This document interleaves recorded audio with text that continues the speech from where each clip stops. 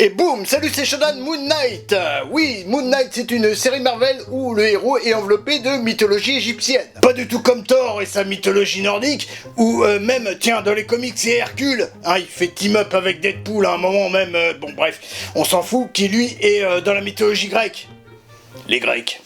Bon, peut-être qu'il va juste se faire voir, en fait. De quoi ça parle? Est-ce que c'est bien? C'est Shodan et Jean-Pasquale qui vont vous en parler tout au long de cet épisode, qui va pas durer bien longtemps. Générique.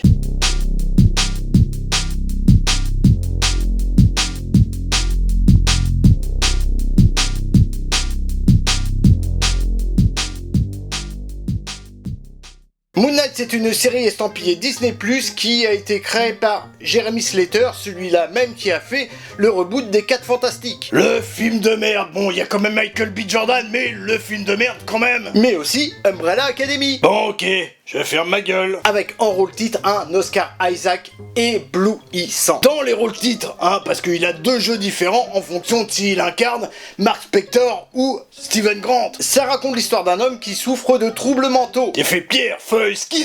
Et cet homme en particulier se trouve être en plus de ça l'avatar de Khonshu. Un dieu piaf égyptien qui va vous punir au nom de la lune. Bon bah en fait comme dans Sailor Moon. Ce dieu lui offre la possibilité de lui faire apparaître un costume qui le protège dès que la situation l'exige. Ce costume, il a 2 versions en plus hein.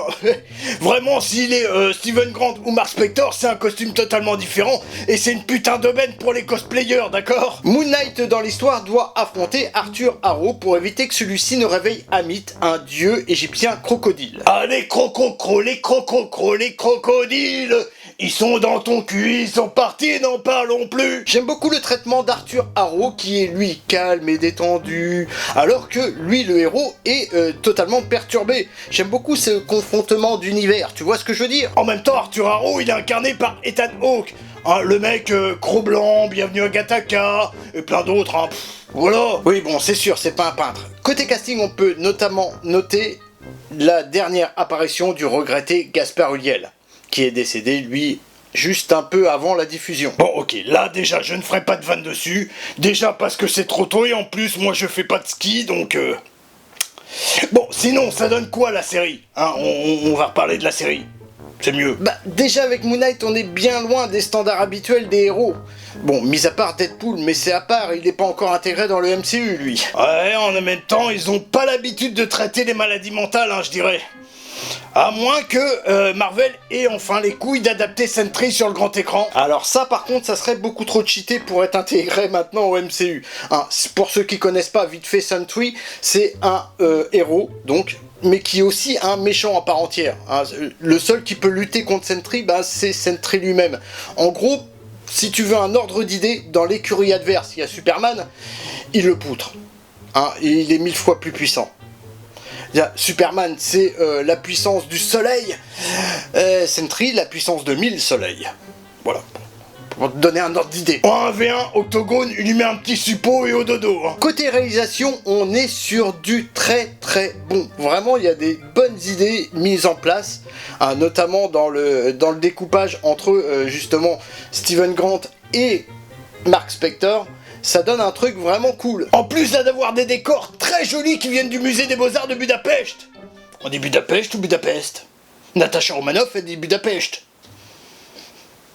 On va dire Budapest. Les acteurs sont très bons et le choix d'Oscar Isaac pour incarner Steven Grant, Mark Spector est parfait. Par contre, on peut avoir un petit peu plus de Moon Knight dans Moon Knight.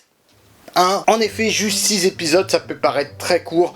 On a vraiment l'impression de juste gratter la surface. Avec 2 épisodes de plus, ça aurait pu se glisser à la hauteur de WandaVision et Loki. Ça mérite quand même un bon 8 sur 10 en espérant forcément avoir une saison 2 encore meilleure que la première. Mais bon, ça, c'est comme beaucoup de séries Marvel. On ne sait pas encore si ça sera des one-shots ou si ils comptent la continuer, cette série. Après tout, pourquoi pas? On a eu 12 000 saisons de Marvel Agents of S.H.I.E.L.D. Alors pourquoi pas une 2e saison de Moon Knight, une 2e saison de WandaVision, une 2e saison de Loki. Ok, on s'en fout, mais tu vois le concept ou pas? Bien qu'ils aient changé son origin story, et je le sais moi qu'ils ont changé son origin story, t'as vu, j'ai le premier, un Vengeur de l'ombre ça s'appelait, d'accord? Hein, ça date de 1980 cette petite merveille, que j'ai eu pour 2 €. Pas mal quand même. Bon, bref. Ils ont changé son origin story et d'ailleurs ils ont buté son frère qui aurait dû s'appeler Shadow Knight. Enfin, bon, avec le multiverse, tout peut encore changer. Vraiment. Bon allez, c'était Jean Pasquale et Shodan. Et boum.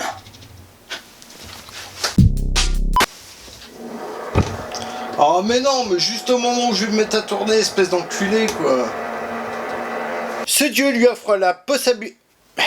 Ce dieu... Ta mère.